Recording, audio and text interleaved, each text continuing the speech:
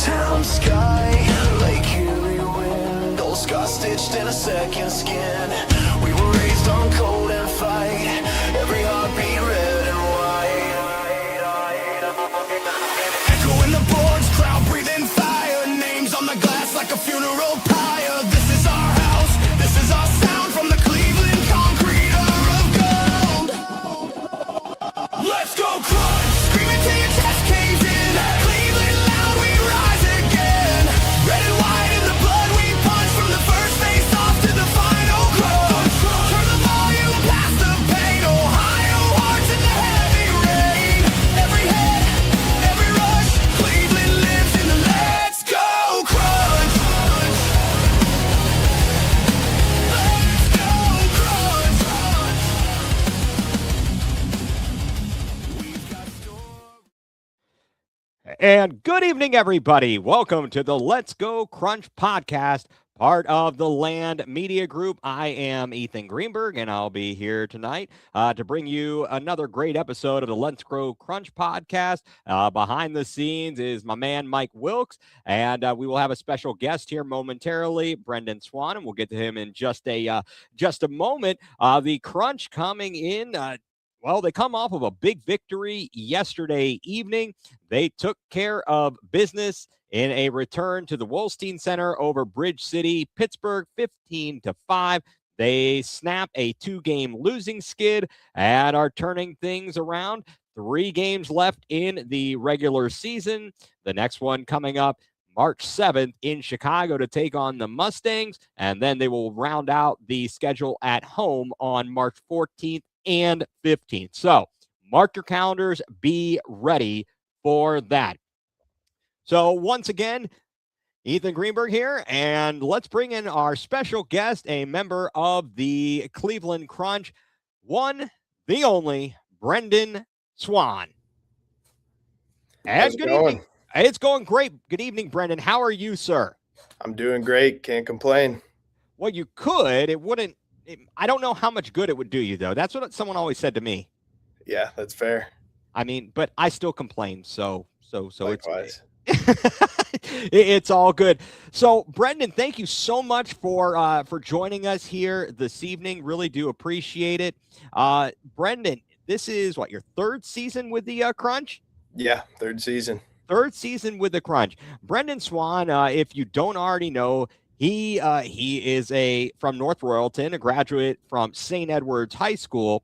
And not only were you the captain of the soccer team for 2 years, you were also the kicker on the state championship football team your senior season. And might I add, you went to John Carroll's University to play soccer. Amongst other things, you played soccer there. You played for Akron City FC, played for Cleveland SC, and outside of the Crunch, you were a brand ambassador, now inside sales representative for the Cleveland Crunch. Now, since you're around the Browns, I mean, you were a kicker. You think about trying out? Yeah, it's crossed my mind here and there. Just maybe one day we'll get the conversation rolling, but more just a thought in the back of the head right now. What was the longest field goal you converted in high school?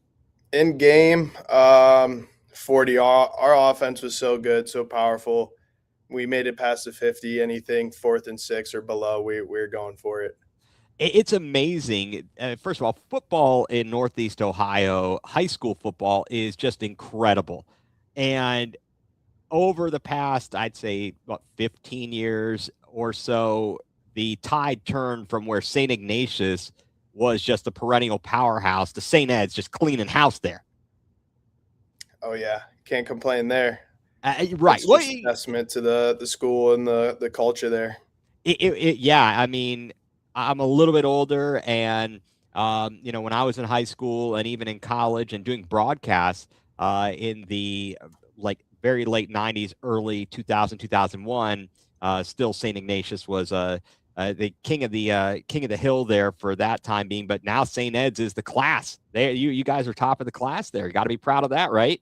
Oh yeah, very proud. I'm actually looking at my my helmet right now in the background. So always remind myself every day. I got my state championship ring at my work desk, and see the helmet, just remind me of how proud I am to be a part of that program and serve them for a year.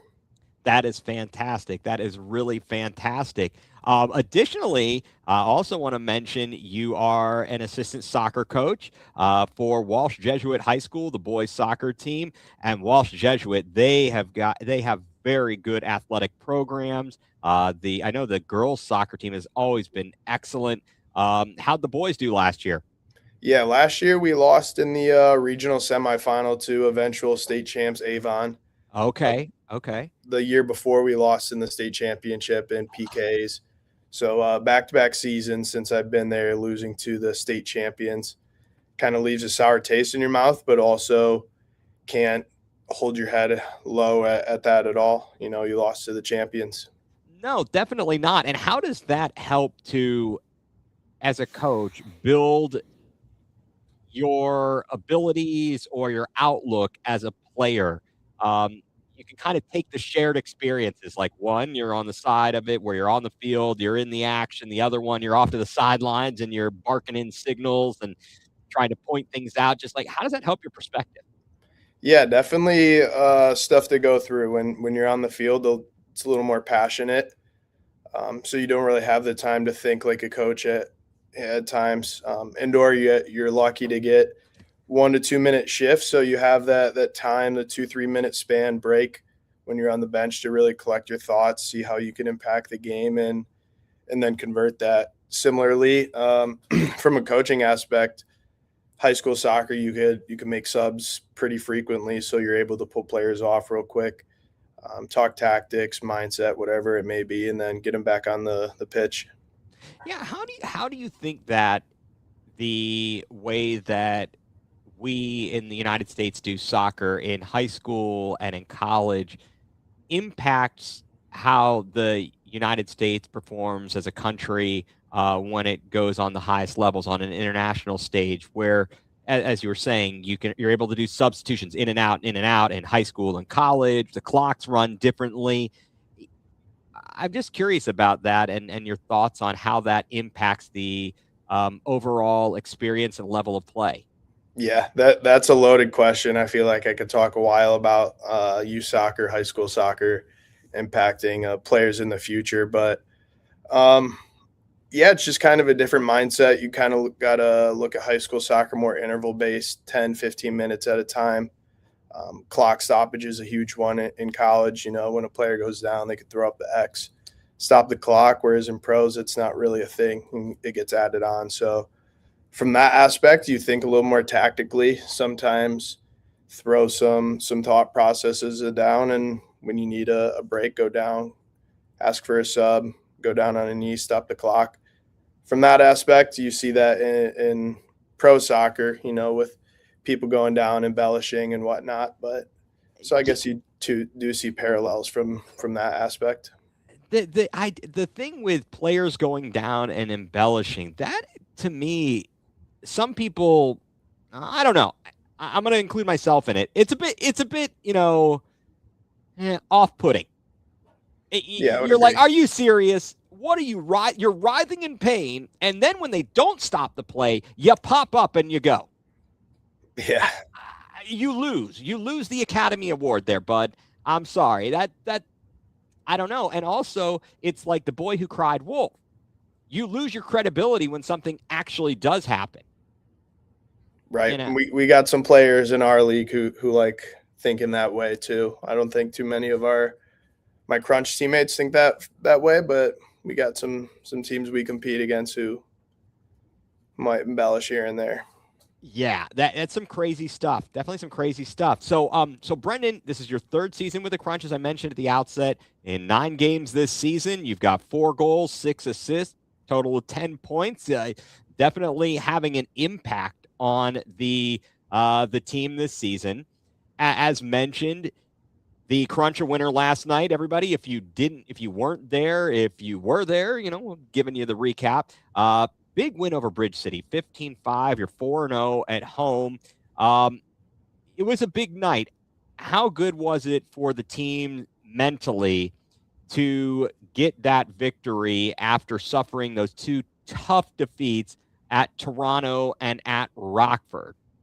Yeah, it puts us back, one, in the right mindset.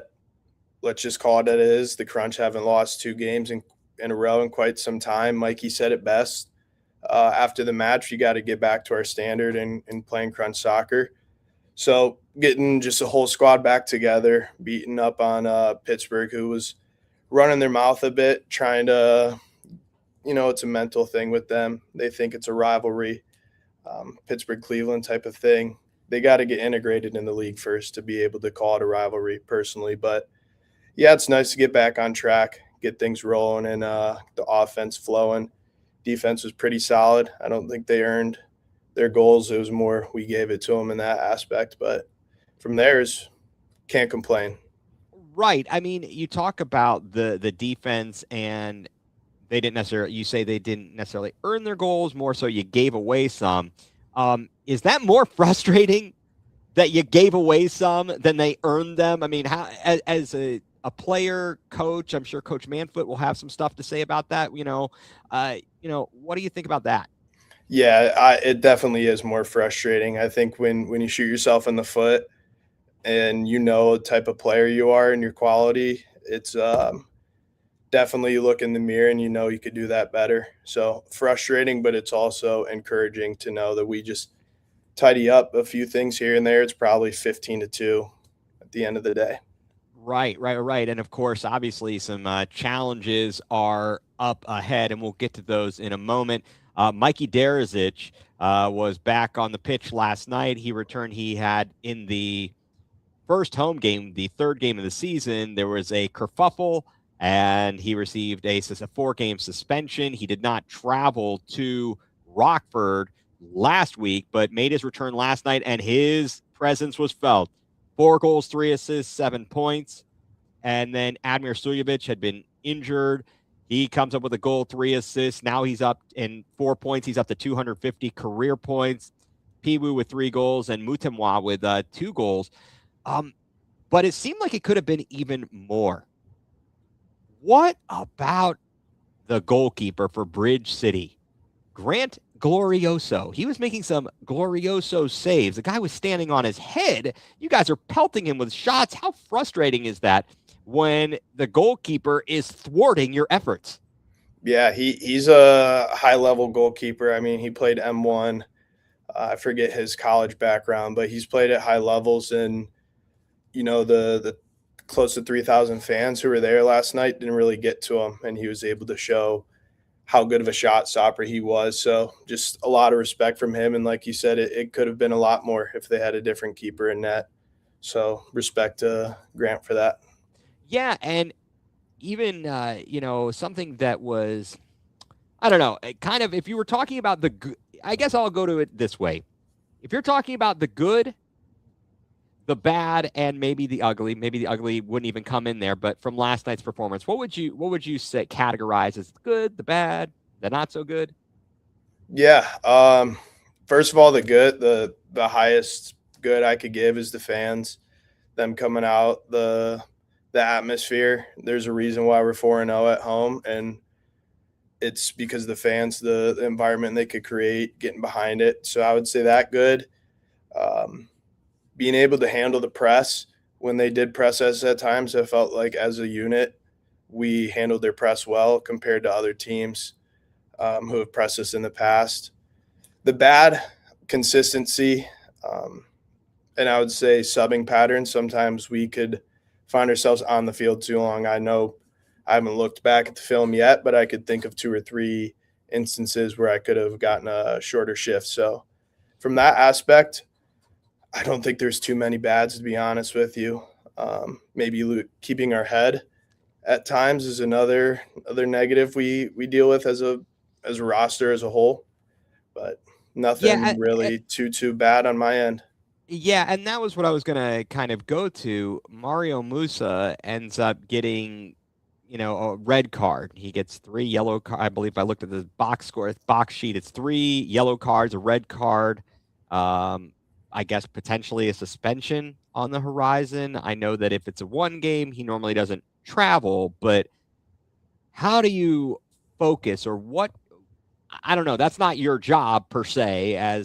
You're a player. I guess you would leave that to the coach to talk to the others and direct them. But I don't know. Just wanted your thoughts on that.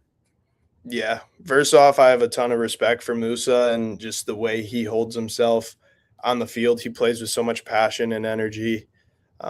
Granted, sometimes he doesn't channel that passion the right way at times, and it gets him into trouble. But those are guys you like being on your team and having on your side, because when it does come down to those moments where he makes a big save and lets the other player know it gets you fired up and you want to work just as hard for that. As for the red card, I didn't really see what happened. I was on the bench at the time, but I'm sure whatever the Pittsburgh player did to warrant his reaction, it was probably deserved. Right. Okay. And we're someone in the chat. Thank you, everybody who is commenting. Really do appreciate it. Mike, MLISpro.com is already listing Mario as suspended 1 game. Okay. All right. That's good to know. And we got a question here. Our man, Mike, he's across the pond in the UK, tuning in late there. What do you feel that you as a team could do differently to bring the home form and performances to the road performances? Yeah, that's a great question. Just the mentality. I think when we went to Toronto and Rockford, it wasn't our strongest side, but genuinely, I've never gone into a game with the Cleveland Crunch fearing the opponent or fearing a potential result. I can't speak for everybody on that mindset, but that's just the first thing I could think of off the top of my head. And secondly, I don't think we've been good enough in front of the net. Those last 2 games when we lost, I could think of a few chances off the top of my head, really, that we could have finished in both games. Okay. Especially Rockford, we left a lot of goals still out there to be desired. Right. And we were watching the games. We were trying to watch. We were doing like a live watch along, and it seemed like we were having difficult times in those back-to-back games, Toronto and Rockford, maintaining possession and building from the back. And it wasn't necessarily, for whatever reason, maybe it was due to different lineups and people not having the same chemistry, but that seemed to be something that was a bit of an issue. Is that something that you guys have been working on as you've gone back to the drawing board and in practice? Yeah, you hit the nail on the head, Ethan. And when we got pressed those last 2 games, it was panic city rather than just put your foot on the ball, be composed. I pride myself on being good in possession. In the last 2 away games, I personally wasn't good enough, and I know others could speak up to that. So Antonio sat us down Tuesday. We talked it out, and the last 2 training sessions prior to Bridge City was dealing with pressure, pressing the opponent, and playing out with composure rather than just getting it out to fear the press. Right. No, that's great to hear. I mean, I love hearing these things, obviously seeing it on the field. And last night, I mean, at the Wolstein Center, the team looked a completely different team. It was a complete squad, and it just looked like what you did earlier in the season in terms of really being dominant, in every facet of the game. Your next matchup is at Chicago, and so just so fans know, right now, the only team, at least as of this moment, that has clinched a playoff spot, a trip to Las Vegas, is Toronto. Nobody in the South Conference Division has locked their spot up yet, but we are in the pole position to lock up a spot. I don't know exactly the scenario here, so I do apologize if whether it's a tie or not a tie, even getting 1 point, if that's enough to catapult us or not. But currently, folks, if you're looking in the standings, the Crunch sit second with 22 points behind Toronto. Toronto locked it up at 9-0-0. No overtime losses. They've got 27 points. Chicago is right behind us, though, with 15 points. Earlier in the season, this was the home opener for the Crunch. It was the Crunch won rather handedly, 10-1. But of course, there was the fracas at the end of the match. Where do you think this team is? These 2 teams are now compared to then. Yeah. Chicago always travels a little weaker than they do at home. I just from watching the film, their Toronto match, and then the squad they brought here. So I expect a much better opponent in Chicago. And as far as us, we've gone through the roller coaster of the season, and we're in gut check mode. We can't really drop points. Mentality is that way, and that's really how it should have been from the start. But got a little too lackadaisical, and we let it slip a bit. So from that aspect, I would say both teams have probably grown into the season. And Chicago is just a tough place to play in general. If you haven't been there, they have a loud car horn and some raucous fans. So they create a good atmosphere there. And Chicago's a hotbed for talent. So it'll be a good match this next weekend. Now, I wasn't watching this iteration of Chicago, the Mustangs. I was actually the other day. I was flipping around YouTube. I was watching some old Cleveland. I think it was it the Crunch or was it the Force playing the Chicago Sting? Okay. Watching some old side. How familiar were you with like the prior iteration of the Crunch? I know you would have been a lot younger and may not remember much, if any of it, before they ceased operation, and then obviously that now in this current form. Yeah, I too young to really know too much of that era. I have an older brother, so he had an autograph from the Dores. Hector was my coach at JCU for 2 seasons, so being able to bond over stuff like that and tell him like my mother was a big fan and back in the day when he was a player, so just being able to give him little anecdotes like that was pretty cool to have that experience. That is definitely cool, and I'm so sorry. Now you've got at least one, if not more, teammates that were at John Carroll with you, correct? Or also played Yeah, Aiden Bozak, he was a year below me.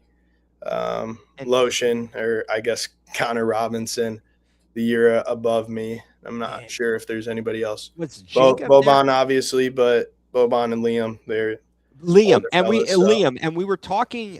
I think we were talking to Liam on the podcast about the phone call he got from Hector or from John Carroll, and he really didn't know who it was. And his mom was, I believe, if I'm getting the story correct, I believe his mom heard and was like, what, and kind of saying, hey, no, go there, and so on and so forth. It was pretty funny. But yeah, it's really nice to see some of the a new generation of indoor soccer fans in Cleveland. And how nice has it been to be, as you've been talking so brilliantly and so not kindly about the atmosphere at the Wolstein Center, just that experience versus playing at the Sportsplex. Yeah, Sportsplex was fun. It was a little more grassroots. Felt like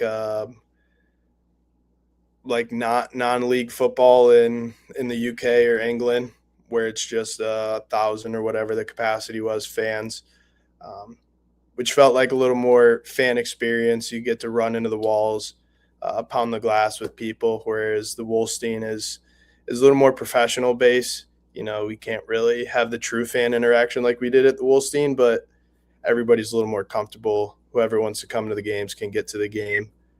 So I see both sides of it and really enjoyed both experiences. Right. And we've talked about this with the other fellas on the podcast, but just adapting from the larger atmosphere at the Wolstein Center, and then go, even though you practice at the Sportsplex, and then you go on the road, and most teams are playing in smaller venues such as like the Sportsplex. How much and how long does it take to adapt on a game by game basis? Yeah, every game in this league is different. Pitch size, goal size, the quality of the turf, whatever it may be.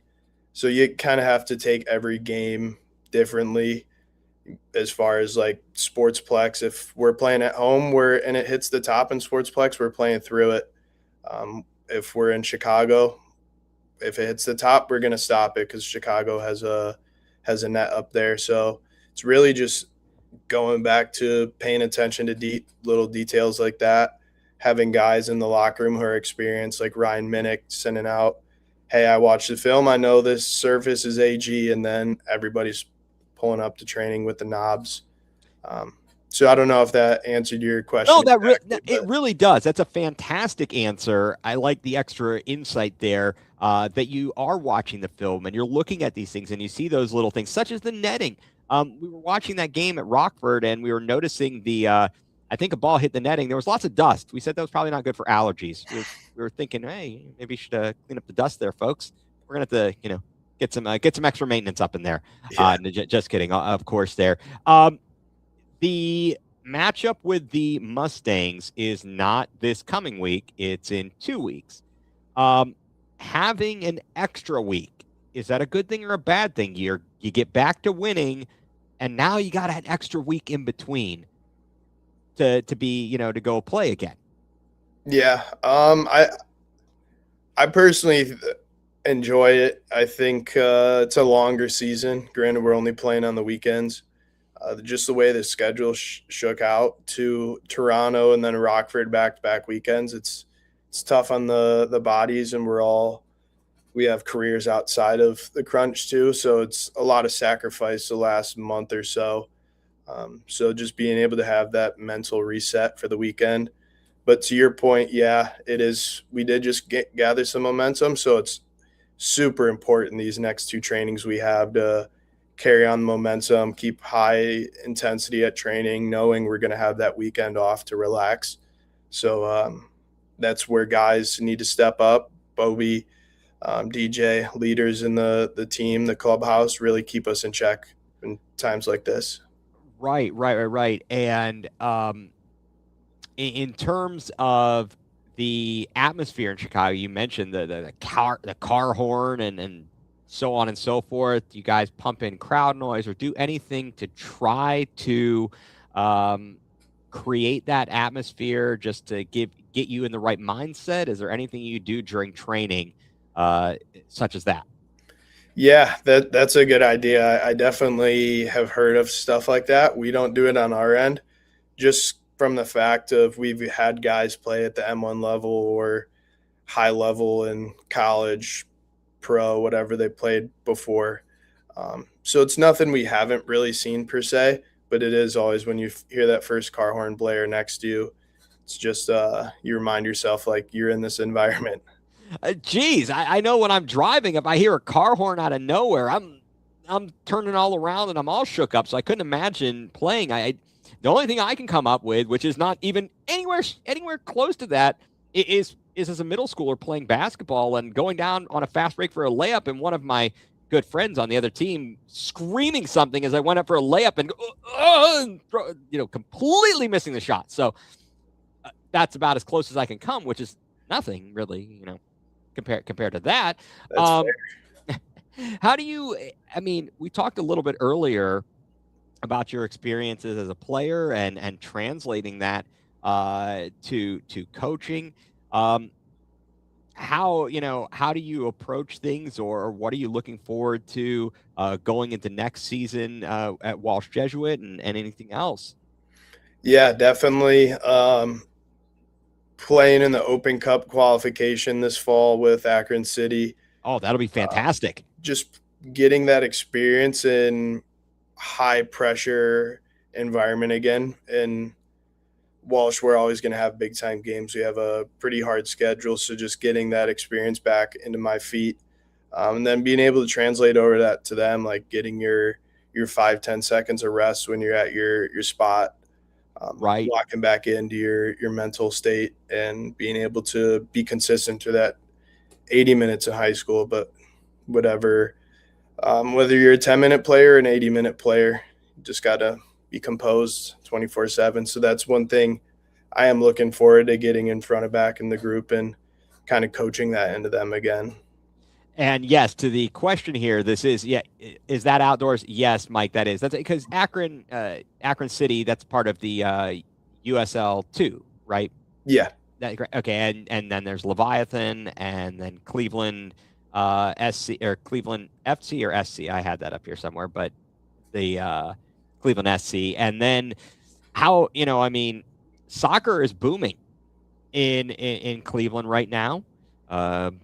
supposed to have and anticipate the MLS Next team and the WPSL Pro. I mean, how great is that? And how great is you got the World Cup coming up too, to keep building the momentum there.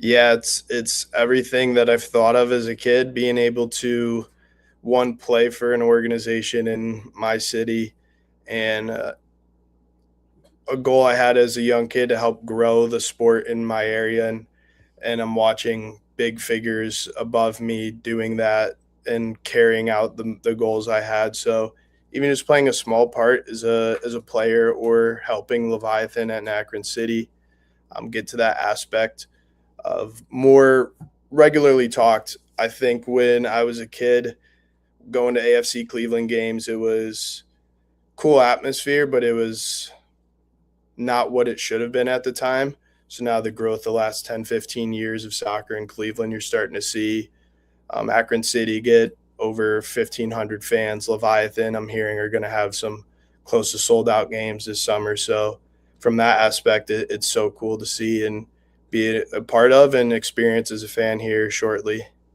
Yeah, I mean that's great. And how do you think about excuse me, the building up of soccer in Northeast Ohio in the United States, as we try to move, forward on the global stage?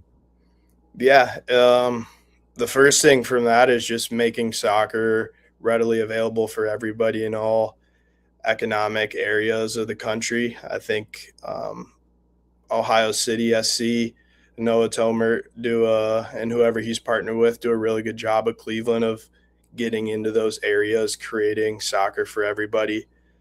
So just being kind of creating like a entrepreneurial mindset of soccer. How can you grow the game? How could you do more for your city? Thinking like that just helps the greater good. And we have more people popping up, whether it's grassroots or getting into the corporation level with that mindset. And hopefully in 10, 15 years, we have um, national teams that are competing for more than just Gold Cups and Copa Americas.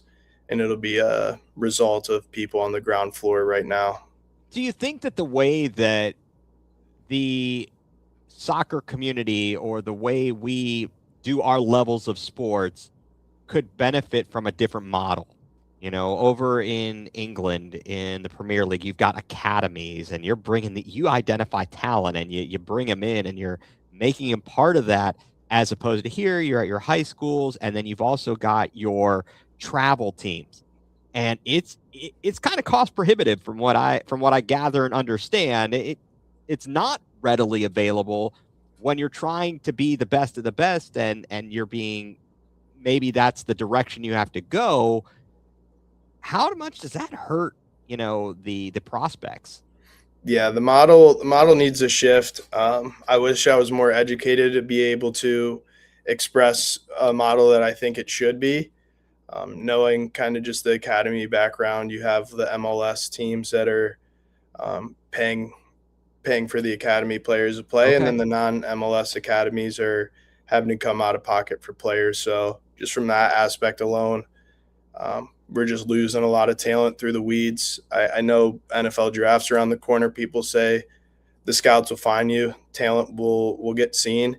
In the soccer industry, I don't think that's the truth, especially in America. So just a reform of how we think, it could go a really long way for soccer in America. Yeah, I think the World Cup is going to be very important again in continuing the energy and revitalizing. A good showing from the United States will certainly help that. I know it did back in '96, was it? I believe it was '96. My brain is foggy. I believe it was not. We hosted the '96 World Cup, right? That checks out.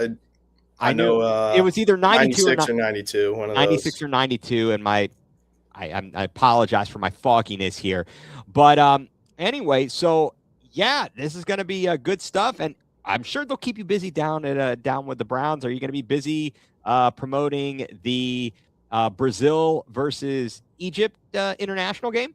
Yeah, so I'll probably be working that event, Okay. and just going back to like making soccer available to people. The Cleveland and the Haslams unfortunately couldn't get the World Cup here, so the next best thing is to get friendlies in this city, and we'll see an economic rise from that, as well as just the normal people who might not get to see soccer on Peacock, Paramount, etc. now have the option to get first class, world class players in their hometown. Yeah, and I mean, in the Columbus Crew, they're doing a fantastic job as well, and the MLS season just kicked off, so good, lots of good soccer to be seen, right? Oh yeah. All right, Brenden. Well, I really appreciate you being with us here this evening, and we're going to let you go enjoy the rest of your night. So once again, wait a second. We've got an answer here. Mike from the UK, 94. I got my years all off there. Thank you, sir. I appreciate this guy. He's the best. We've turned him into a Crunch. He was already a Cleveland Everything fan from all the way over in England. We've turned him into a Crunch fan too. So Nice. Love to hear that. He's a good follow. He follows everybody. It is fantastic. So once again, Brenden, thank you so much for being with us. Want to thank everybody who was along on the chat. Want to thank our man behind the scenes, Mike Wilkes. And for Brenden Swann, I'm Ethan Greenberg, and you've been tuned in to the Let's Go Crunch podcast, part of the Land Media Group.